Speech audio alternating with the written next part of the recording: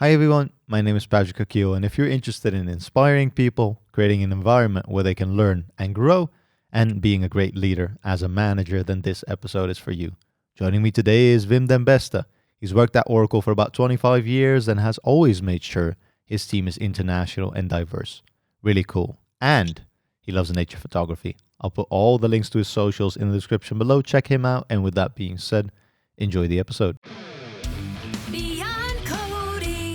I've always been in an environment where, always said since 20 years, managing people, leading people, where we are in the environment, we have to make results. Yeah. We have to be successful. But if you focus too much on that, and you don't do the opposite, you don't get the results. Because according to me, if you go for the people first, for the people in your team first, and you coach them, you support them, and you allow them to make mistakes, then the results will come anyway. Yeah. And the opposite is not true.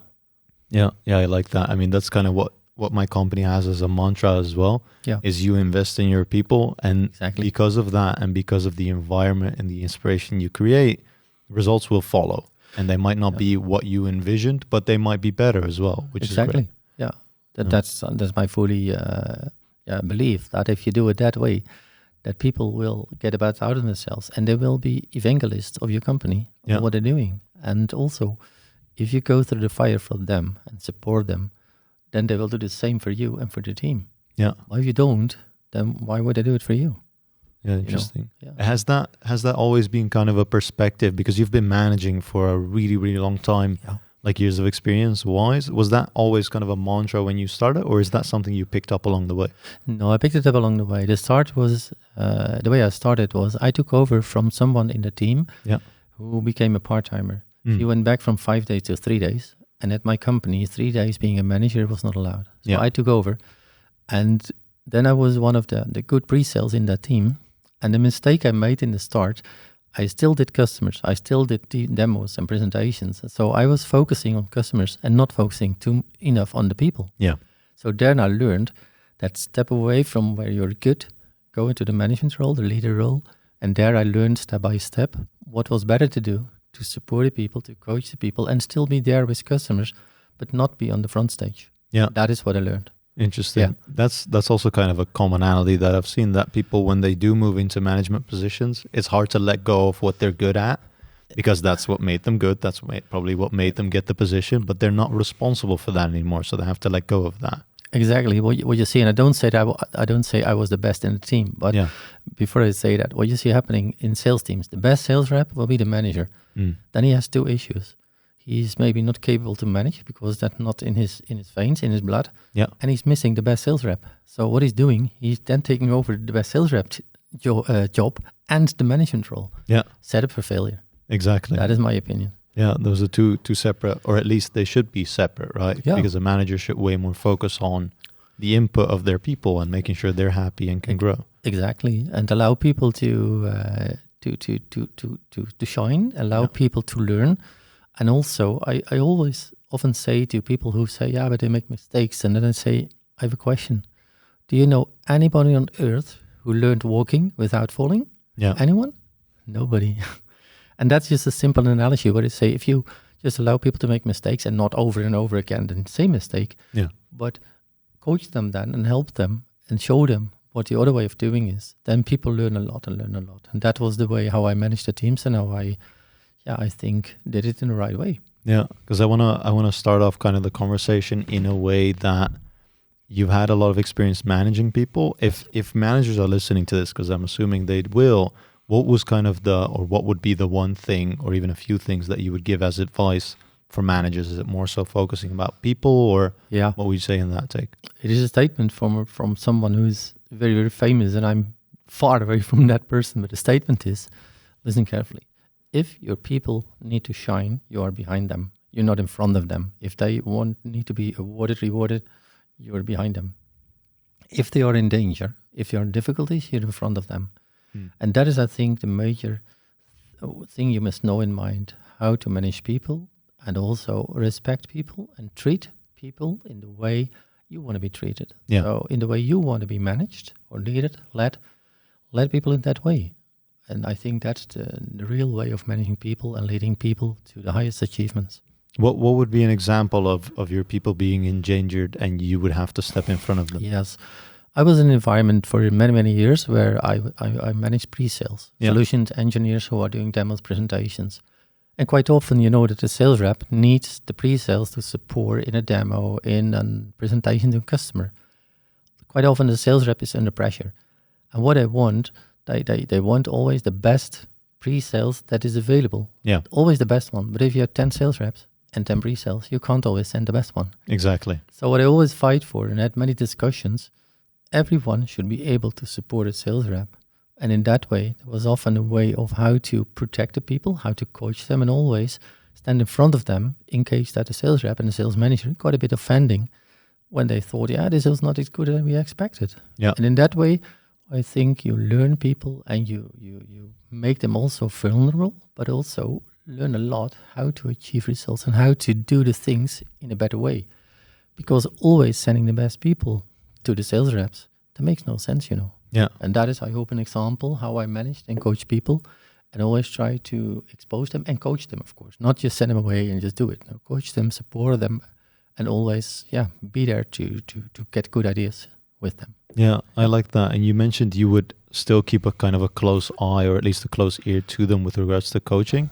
Do you have like a frequency cadence that you would sit together with them and have conversations about that? The coaching is very situational. You know, I had at the end in one of my teams where I grow from 2 to 15 people with 9 nationalities coming from 9 different countries. Everyone needs a different way of coaching. Yeah. Some don't need at all. Just give them freedom. Of course, do rehearsals with them, but some don't need it. Some need it a lot. So it's very situational. So that is very dependent on the person. What I did with everyone, at least once every 2 weeks, I had a one-to-one to discuss. Yeah. But it was only if they wanted every 2 weeks, otherwise every month. And I always started with the question, how are you? And guess what the answer was? This is good. Deals, busy. I said, no, how are you? And then after 2-3 times, they understand, I just want to know, how are you? Yeah. And also privately, how are you doing? Because if that's not in shape, if that's not in balance, you also will, on the work, have a difficult time, and vice versa. So bi-weekly, monthly, and coaching, again, is very situational. Yeah, but then you more so build a relationship with them, right, in those coaching sessions, not just on a professional level, but even on a personal level. Of course, because if you only talk about the numbers and the spreadsheets and the KPIs, they can see them themselves. Yeah. It's like coaching. Often I'm also in the sports, and you see then sometimes if a player makes a mistake, the worst thing a coach can do to repeat what a mistake was. Yeah. Do you think the player doesn't know that? Exactly. No, and that's the same in the work. Don't emphasize all the time on the mistakes they make, but emphasize on what they did different and what went well and what went good. And that's the way I think it should be done. Yeah, interesting. Yeah. You mentioned growing a team from 2 people to 15, Yes. and then even the result of that being a group of people with 9 different nationalities. Yeah. That, to me, because I've worked in an environment like that, first of all, it's an amazing environment to work in and learn from, not just on a professional level, but even on a personal level. It gives me, having been part of that, a lot more fulfillment because I learn a lot. Yes. But being responsible for that team and allowing that team to grow to what it has become, how do you do that first from a hiring perspective? And then I'm interested more so in the dynamics of the result of that team. Yeah, the hiring was also another aspect is there. The dimension was also that I have half of them are women, half of them are men. Okay. That has always been in my team, women and men, because in the IT in the past you had many men, less women. That is luckily changing a lot. So it was also not always 50-50, but that was also one important topic. And how to hire. What you do if you hire, you get a lot of people to the table or you get resumes. And what I did is that I read in the resume, is there also a personal part in it? Is that there? And then what I did is reading what is their background, what did they do, and what is their level of education. Yeah. That is what I saw. And then I selected, it's a bit subjective, but then I selected 2 or 3, where again, if I had 20 candidates, from which only 3 were women, at least one was a woman who came to the table, because I wanted to also have women on board. Yeah. Women on board. And guess what? In the first 1 or 2 minutes, I already knew, is this a person that fits to the team? Yeah. Because to me, it's important, what is the impression? Because the people who come to the table, whether they come from Romania, from Moldova, from Germany, Finland, Denmark, Norway, from Spain, they have a certain intelligence. But what I also want to find out, do they fit into the team? Yeah. And that is how I selected in the beginning.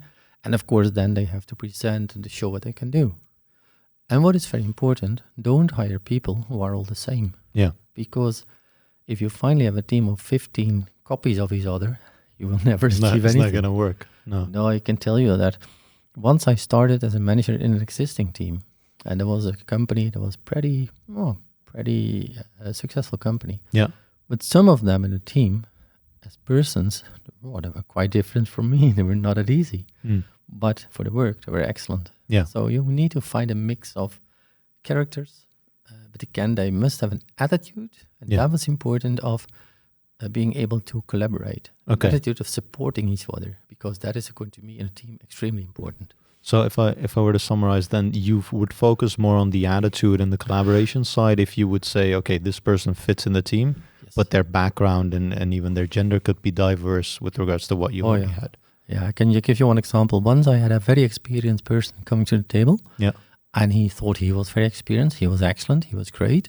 At the same time, I had a more junior to the table, and then I asked both of them a week later to present. Yeah. The junior one, he had done so much work to give a good, real presentation. He was really engaged there. Yeah. And the one who was more experienced almost said, he didn't say, but almost said, why do you ask me that? I'm that good. Yeah. It was so crap what he showed me. That's painful. Yeah, he thought, why the hell should I do that? Yeah. But of course, always how good you are, always show a little bit of engagement, and also what can you deliver? How can you do something creative? Yeah. He simply didn't. So you can guess who came through.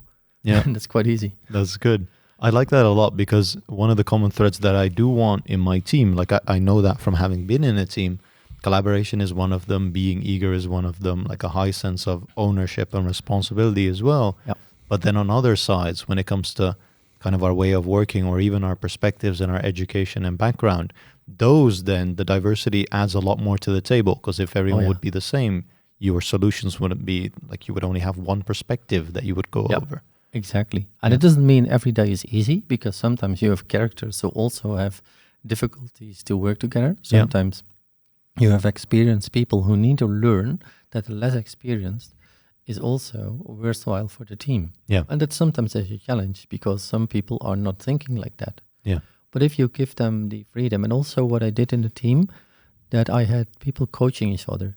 So it was not only me coaching, but the more experienced coached the less experienced. Yeah. On the other side, if you coach or mentor someone, if you're the mentee or you're the coach, you learn at the same time from the coachee and from the mentee. You learn also from that. And that is the way I also manage the teams.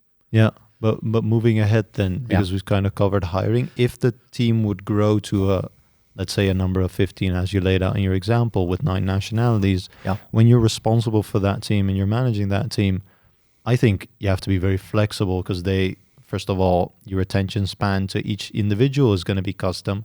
The way they want you to interact with them is also going to be tailored to what they need. Yeah. So as a manager, I think you need to be very flexible in how you handle those situations, no? Yeah, exactly. And that's the only way I think it can be successful, because 15 is already a lot to do it in a very intense way. So 15 is a lot. So for that reason, you have, call it, so-kind coaches in the team who coach each other. So that takes away of the work that you need to do.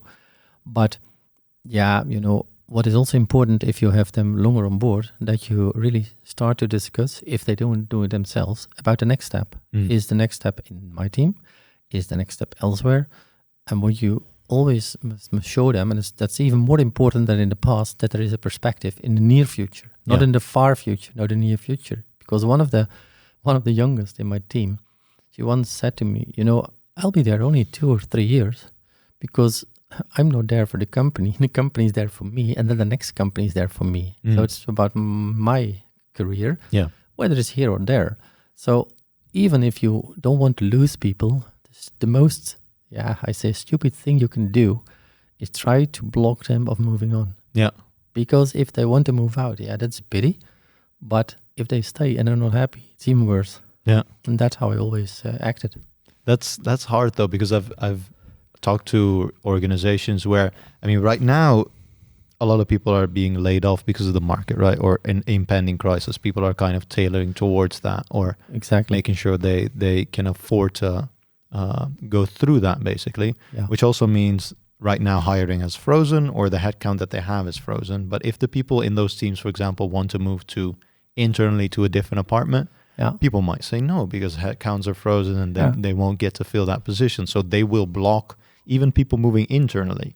And if you move people, or if you block people from moving internally, the only way out is to move externally, which is even worse. Yeah, where do you think they go? Yeah. To the friends or the competition? But then the perspective is like, it sounds very selfish. Yeah. Because they're like, oh, I'll lose my headcount if I lose you. Yeah. So then they'd rather block someone, which is even worse. Yeah, but everyone can be, the position of everyone can be taken over by someone else. Yeah. Because I'm quite simple in that if someone gets sick or really disappears or whatever, you always have someone else. So nobody is there forever. Yeah. You know that. And if you have that in mind, although it's very sad and bad if you lose people, because I also lost very, very good, intelligent people from that team. But that's just the way it is. It's not a marriage. You're not married. It's just it's a business way of working. And for them, the next step is maybe another company, maybe other kind of work, because they want to have that experience. And that also is the big difference with, I'm a bit older, but I worked, and that was also very nice, with team members from 23 till 35. Yeah. Complete different generation. If you see their resumes, you see 2 years, 1 year, 3 years. In my case, you don't see that. No. Because from my age, people work longer at the same company. Yeah. That's also a big difference. Yeah. But again, give people perspective to grow. And if they want to move on, let them go and let them do something that will make them even better. And maybe they come back to you. That's my idea about it. Yeah, at least they'll remember that you advocated for them, right? And you encourage them. Exactly. I think that's more important than trying to block them and be in front of them. Yeah, blocking them is useless. Yeah. And that doesn't, that makes no sense, because they are already thinking about the future elsewhere, or the future internally elsewhere. That also happened. Yeah. I once faced a situation that a sales rep wanted to join my team as a pre-sales, and his manager literally said, "Why do you want to take a step back?" Sorry? Yeah. That guy was more a technical guy. He liked pre-sales. Yeah. He did not like sales, but let it happen. Yeah, Yep. That's weird. I don't know why someone would do that. One of the things, kind of lost my train of thought. One of the things I was wondering is, if people come into your team, right, their eagerness and their motivation to grow is going to differ, right? Yeah. It might have to do with age, it might have to do with background, it might have to do with perspective. Yeah. If they see a job just as a job instead of looking at their career. But I think your job as a manager is also to inspire people to kind of be their best and to grow to become their best self as well. Exactly. How did you figure out how to inspire people coming from different backgrounds, or even motivation-wise being different in there? Listening. Listen to them, ask them. And it's a bit of see how they behave, see what they do, and just ask them and listen to them and talk to them. Yeah. And then ask open questions. It's just like a discovery journey. Ask open questions. Ask them what they want, where they want to go. Ask them what is interesting them. And in that way, you try to find out how they are. Besides of that, if I had very different cultures, I didn't tell you originally, I'm a geographer. I'm not from IT. So very interested in different cultures, different areas. So make sure that you know about how they are, what is interesting them, what is important for them coming from where they are.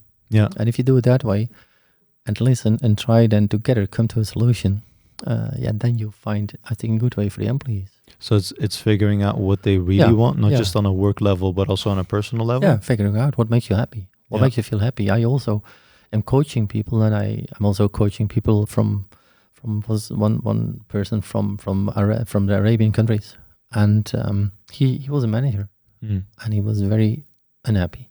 Okay. He was not happy. And I said, "What's happening?" "Yeah, at home I'm not so funny." He said, "No, but is it why?" "Yeah, I don't like the work." "Do you like to be a manager?" "Maybe not." He changed to an individual role. Yeah. He's extremely happy now.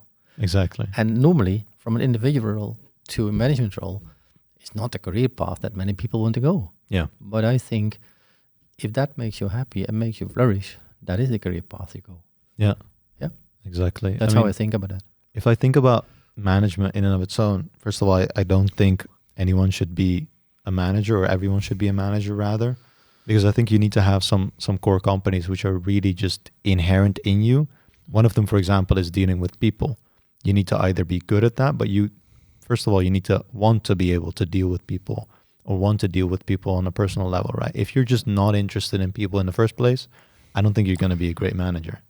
Yeah, and I also want to take it further. If you don't want to take the challenges they bring you, and you think, it's only bothering me and I don't like that, all these problems. No, those are challenges, not problems. Challenges. If you don't want to take it, don't start it.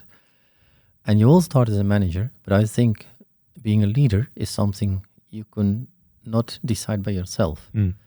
If you really want to be a leader, leading people, they decide. Yeah. Because they see how you are, they feel how you are, and they decide if they believe you, if you're the leader. So it happened once to me, and not everyone did it.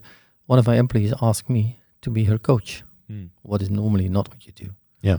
Then I thought, she expects me as a leader, and we can change, also put on different hats.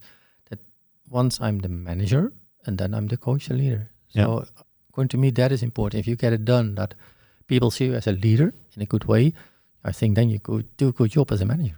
Yeah, absolutely. I mean, you don't have to be a manager to kind of have a leadership hat on, right? You can be an individual contributor. Exactly. And just your way of contributing can make people look up to you and be like, this is the guy we need to go to for these kind of problems, and you can lead them through that. Yeah.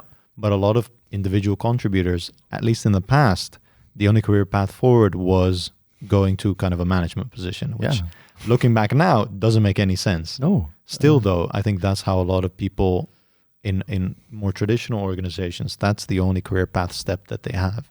Yeah, but I think what is making career, if during your working life, on average, you go to work every day with a smile on your face, and you come with a happy face at home. And if that is your career, and if that is up to the top or CEO, or if you're an engineer, or you're a consultant or a sales rep, or wherever you are in our work, that doesn't mind. And in my own situation, I never had in mind to be the owner of a company, or to be the director or the CEO. I just took the opportunities that came along, and where I thought, this is what I like, this is where I can add value, and this is what makes me happy. Yeah. And still then not every day is a funny day, but that's normal. Exactly. Yeah. In those things, or in your role as being a manager, what was really, or what were a few of the kind of key drive points that you had? Did you love just interacting with people, or are you a curious person by nature? Where did kind of the drive come from to manage there? The drive is that, strange, I feel good if I can see other people benefiting from what I bring to the table. Okay.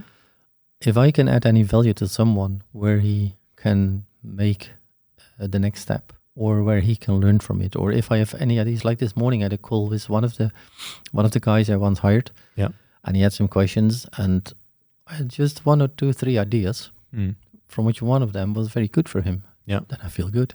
That makes me happy, and that's how I always managed people. Not in the start, of course. Then I was coming from as I said, a pre-sale position to a manager. Then you're just all a bit nervous, it's all new, and how can I do that? Yeah. But if you have more experience, what it is, just where can I support people? Where can I make them better? And also, if someone, that happened several times, is close to a burnout, that was mainly also to private situations, give them the time and the freedom to recover. Yeah. Don't push too hard.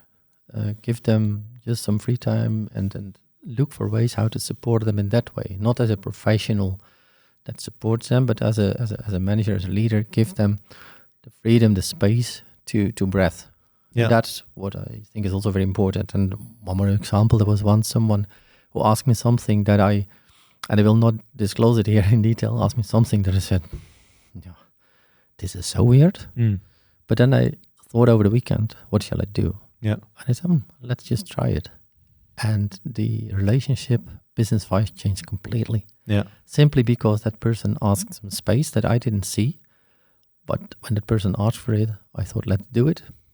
And that was the solution. Yeah, so it was kind of a request that was maybe a bit more odd or strange, or in comparison to what you were used to. I would never ask that, but if someone, and then you can of course say, no, never do and don't. But I thought, let's think about it in the weekend. And then I thought, let's give it a try. Yeah. Why not? I think it shows how flexible you need to be. If someone comes up with a request that you're not used to and you can accommodate for, and the value of that is tremendous, then that's a good choice. But you need to be flexible enough to try that. Exactly. And it must be possible in the company where you are, because not everything is possible in every company. What is good, of course, because let's be sure, you must be flexible. But if you're managing a team, leading a team, as a team you work together, but at the end, if there is no decision taken, you of course have some, you must show them also that you can take decisions and show them what is the way to go. Yeah. So freedom, exactly, flexibility, but at the end be sure that if there should be taken decisions, that they are taken. And not on your own, with the team, but you have that position, and also they expect you to do that. Yeah. They don't expect you to listen to everyone and then say, let's vote. Yeah. No. No, that's different. You have the end vote. That's happening in the Works Council, where I'm the chairman from. There is, of course, you can vote. Yeah. I'm the chairman, but I'm equal among others. Completely. Exactly. That's completely different. Yeah, I agree with that. I love that you said one of the biggest key drivers in you being a manager is really just adding value to the other person in there. But I can assume that there's going to be tough parts of managing people where, first of all, you might not have a connection with that person, or you might realize that you don't really have a lot of value that you can add here and there. Exactly. Have you come upon those situations as well? Yes. I've come upon that one several years ago, and then I decided to give that person the freedom to look for another job. Okay. What you can do in companies, you can put that person on an improvement procedure. Mm-hmm. What means you coach the person for 3 months, but the end goal will be that you say you're fired, you go. Okay. That is the easy way. Yeah. But what I choose for, I said, let's look around if there's something else where you can work outside the company, because the fit is not there. Yeah. The real fit is not there. You're sitting on a place where you're not happy. And then you give someone that space and you hope, but you can't influence that more, that person finds something that fits better to him. Yeah. And that's, I think, the way you can do it. And also, a very sad circumstance I had once years ago, that when I started in a team, my manager had hired someone before I started as a manager in the team that was also a personal friend of him. Yeah. That wasn't maybe not the reason, but to be honest, that person was totally not suitable for the job. Okay, yeah, that's difficult. That is a difficult one. Yeah. And then finally, I discussed with my manager how to handle that. And then, we together decided to tell him that this is not the place to be. No. That also must happen, because although it's a tough message, if you're really sure that you're not on the wrong place, not on the wrong side, you can better tell it quickly than wait and let it go to really a very bad situation. Yeah, drag it out. Yeah, that's also not what you want. No, I can imagine. Exactly. I mean, for me, company culture really just holds true in tough times, right? Because if times are easy, everything is easy, right? You get a lot of freedom to do things. But when you're, for example, in a crisis and shit hits the fan, all of a sudden, all those privileges go in the water. And then the things that you still hold true, that is kind of your culture, right? If all those benefits still exist in kind of a crisis situation, then those are the things that a company really values. But that also puts pressure on top of the management, and the management then usually puts pressure on the people to perform. Yeah. How do you deal with kind of that pressure? Is that still shielding your people, even from a top layer? Yeah, if the pressure is that high, you still try to go as far as you can within the boundaries you have. Yeah. That's at least what I try to do, to support the people, to give them a good working environment. If that's not possible, I always was transparent, not to say it's not my fault, no, but just told them what is possible, what is not possible. Yeah. And simply told them, and that is from the 7 Habits from Coffee, you have the circle of doom, the circle of influence, and so on, these 3 circles. And if you focus on the circle of doom, you lose so many energy for nothing. Circle of influence, you can influence, but you still can't decide. So put your energy in the parts where you can really make sense, where it can really make sense. And also I told them, these are circumstances that I can't change.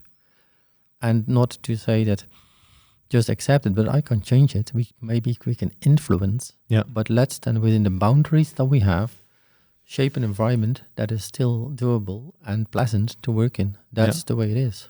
Exactly. Does that make sense? Yeah, it does. I mean, that's what I appreciate from my managers or my leadership is openness and transparency, right? Yeah. If it's doom and gloom out there, give it to me straight. I want to hear that it's doom and gloom, and what can we do to kind of figure it out?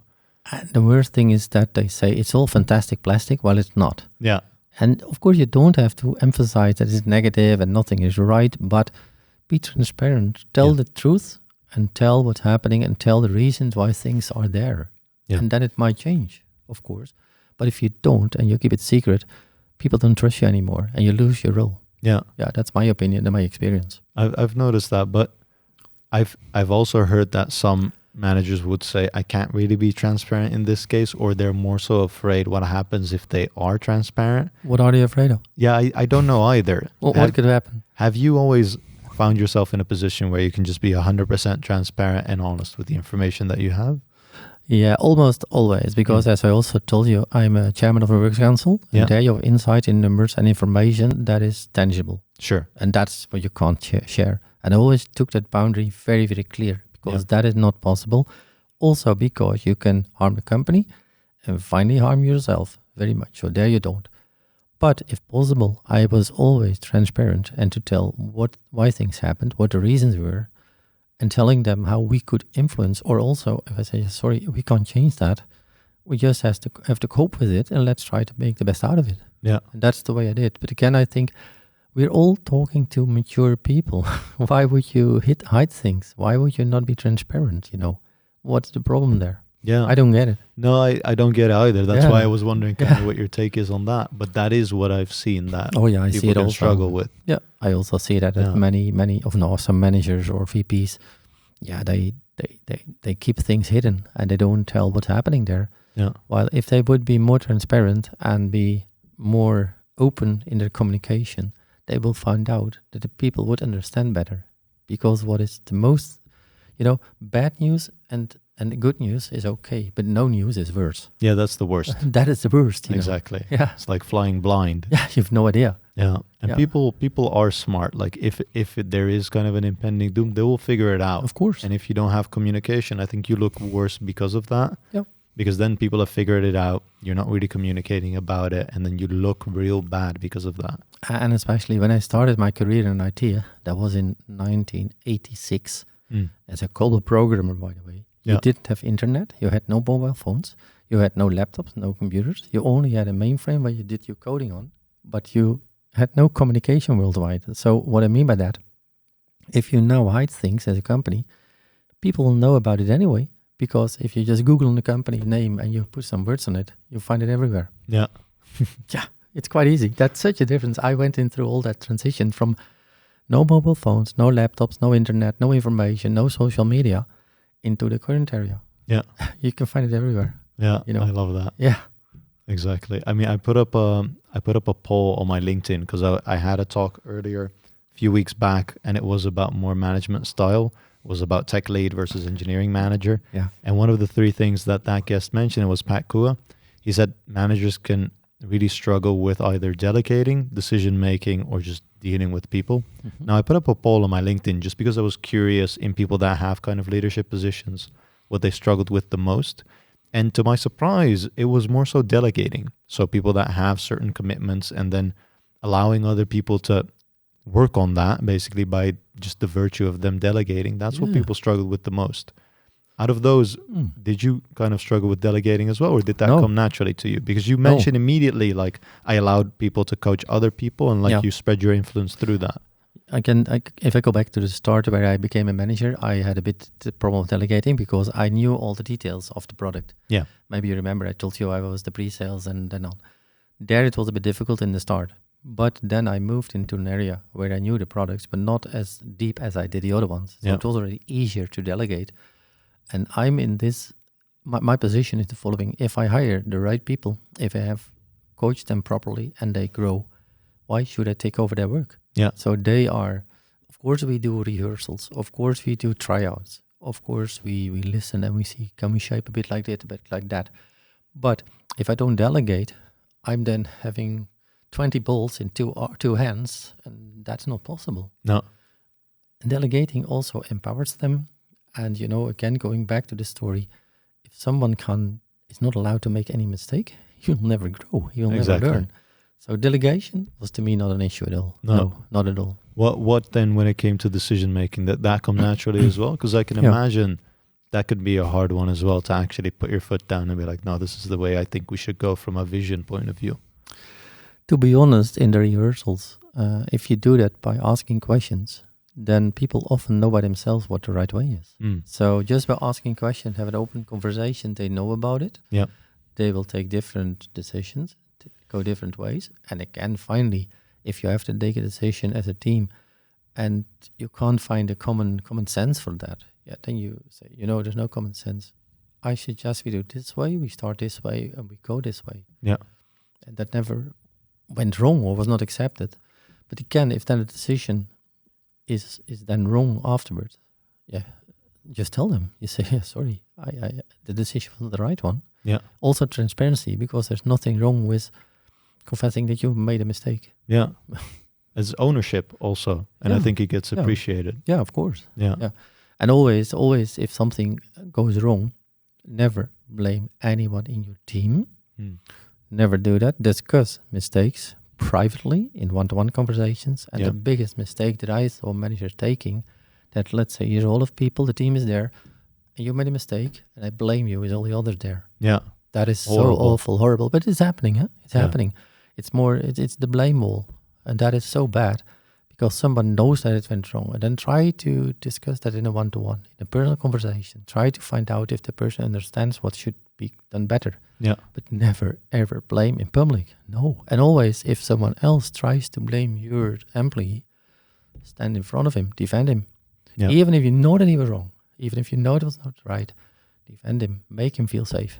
Yeah. And then he will change. But if you don't, he's not open for change. Yeah. That is how I think it is. No, I think blame comes more out of a kind of position of fear, right? Out of a position of ego and a position of perception where you don't want to be looked at for having done something wrong. But again, if your culture is that of just openness and mistakes can happen and you learn from them, that's how you grow, then that should never be the case. And the killer is micromanagement also. Yeah. Maybe you've seen that too. You have quite often people don't delegate.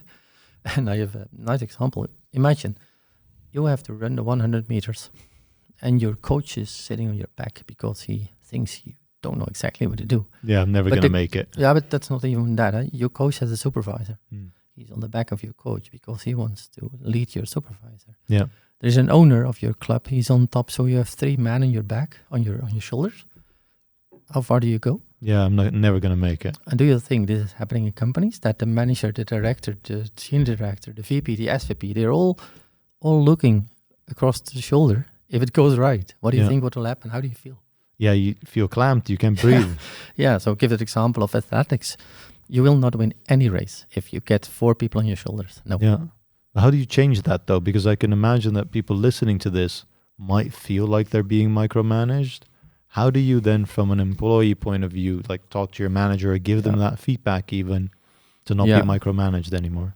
Yeah, that's quite difficult because in many companies there's still the culture that the director doesn't want that the senior director is asking him something that he doesn't know. Yeah. Because, that's awful. But why is that awful? But again, in my team, I could change it by keeping away the people above me. Yeah. But as I was not leading the sales part, there I could not influence. I could only sometimes in discussions mention these examples and say, maybe let it go a little bit. Let it go a little bit.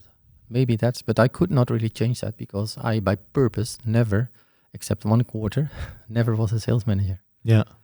Just because that micromanagement is more happening in sales than in pre-sales, according to me. And organizational culture just takes a lot of time. Exactly. It also depends on where you come from and how's the organization organized. Yes. Yeah. Exactly. How did you then deal with feedback when it came to you acting as a manager? Like, did people come up to you, or did you have a way of working for them to give you feedback for you to also grow as manager? Can you repeat? I don't quite understand what you mean by that. So as a manager, you mentioned you've learned a lot throughout your career and throughout the position. Yeah. But probably you learned because people gave you feedback on that, right? Yeah. The people you were responsible for, or even your peers in that way. Yeah. How did you kind of get that feedback in the first place? Was it kind of a way of working that you had? Ask for it. Ask for it. Just ask for it. Just regularly? Yeah, every one-to-one we started with, is there anything you want to tell me? Okay. And is there anything, and also I told him, the worst thing you can do is not telling me the truth about me. Yeah. And I will never, ever misuse it in any performance review or whatever, because I expect that you accept if I tell you what I think, how you do, and so on. But I want you to tell me the same. Yeah. Because how can we ever get a real good, trusted relationship in work if I think that I do a great job, but if you're around the corner all together with a team, you laugh about me, you say, what a shitty job he does. Yeah. That's not fair, because then you don't give me the chance to change. Because maybe I think I do the best, because I think it is the best, but you must also support me and help me to realize that there are certain things that can be done different. Yeah. In this team, maybe in another team it worked, but not in this team. Yeah. Did people openness. believe you on that? Because the hard part is there's an inherent hierarchy, right? You are responsible for those people, and if you then say, you should please ask give them. me feedback. Yeah, you should ask them, but I have, it sounds maybe arrogant, so I must be careful, but I think the majority believe me in that. Yeah. Yeah, I think they did, and they also told me if things could be done different. I think they did, but you should ask them, of course. I mean, it shows your strength of character, just the way that you've interacted with people, or you come across as the person that interacts like that. I would believe them, or I would believe you when you say that. I hope so. But I'm not going to go behind your back to go. No, but I think it is. I think I did, but of course not with every individual. You always have some examples where it didn't go that well. That's normal. Also as a teacher, I was a teacher for a year, and very short. I had kids of 13, 14, 15 years old. Yeah. And even after 1 year, 2 of them, they didn't trust me because the teacher was by default their enemy. Yeah. And whatever I did, you're done. You're done. That's chanceless. That also Exactly. might happen, of course. The chemics was not there. Yeah, that makes a lot of And you sense. just need to accept that. Yeah. Yeah. Did you encourage people to also give and ask feedback from each other, like in that same team, to accommodate for and to grow because of? Thanks for asking, because if I got the appraisals and the reviews, I ask also team members to review each other. Yeah. So I didn't only ask them to ask their sales reps or others. I also asked people in the same team to review. And maybe a good angle to that one, if I hired someone, there was always in the process of hiring a meeting between 2 of the team members of my team without me and the candidate. Yeah. I thought it very important, because there they had a free space. They could ask everything and tell everything about me and about how the team is doing without the manager there. That's also the way I think you find the good people who fit to each other. Mm. Yep. Did you do that on a salary level as well? Because you were still kind of responsible in those end of year talks or half year talks, and you would be at the end of the conversation when it comes to what is your bonus going to be, or how much is your increase going to be. And I think, I'm not a manager. I think that would be very difficult for me sitting on the other side of that table, because you take time to build that relationship. And all of a sudden you have to be, this is probably one of the most professional conversations you're going to have, which impacts the other person on a personal level, right? I think that's one of the most difficult conversations, especially, let's say a company is not performing well. You can't give out as high salaries as people expect. This year might be a good example, because there's a lot of inflation. People are paying for their electricity bills. Those are difficult conversations. How did you accommodate for those? Yeah, regarding salary increases, the companies I worked for, there was not a possibility that, if I get you right, that people in the team would together decide. Yeah. That was simply not possible. I get that. It was a decision where I made a proposal, then 3 other managers together with me made up their mind, and then the supervisor also was there. So that is more a hierarchical way of working. So there was no space for that. Yeah. And having said that, regarding inflation and that kind of stuff, it's a difficult one. But again, I work for multinationals based in America, and I think that's the answer. Not possible. No. That is a zone no of wiggle doom. room. No room. Nothing at all. And that's just the zone of doom. And that's something also from our position from Works Council, we brought it up. But if you work for companies who are abroad, then it's very, very difficult. In Holland, I don't have the experience. Maybe they are closer to the table, maybe easier, but not in those international companies. And my company is not unique in that.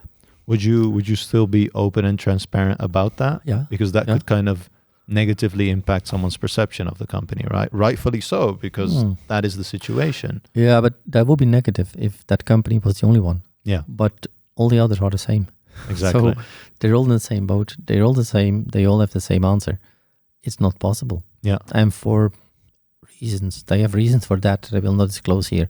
But they have reasons, and all companies on that level have reasons not to repair the inflation worldwide for all employees. yeah, They simply don't or can't or whatever. yeah. Yeah. That's a difficult one. Yeah. But if you tell them that you just ask for it and you brought it to the table, that's at least what you can do. Yeah, At least you make people aware of the fact that you bring it up. And the fact that it is then not happening, that is not, you're not in a position to decide on that. Huh? Yeah. You're not a CEO, you're not a CFO. yeah. Out of control is out of control. It's not your control. Yeah, Exactly. right. Exactly. Yeah. I've really enjoyed this conversation, Wim, kind of going through your perspective and your experience on managing and leading. Is there anything you'd still like to share with regards to our listeners listening in? Yeah, what I would say to those who are leading people and managing people, give your team the freedom, trust your people, and treat your team the way you want to be treated. Yeah. If you do it like that, it will be successful. Yeah, things will fall into place. Of course, exactly. I love that. Let's round off on there. Yeah. Wim den Besten, everyone. I'm going to put all his links to his socials in the description below. Check him out. And with that being said, thank you for listening. We'll see you on the next one.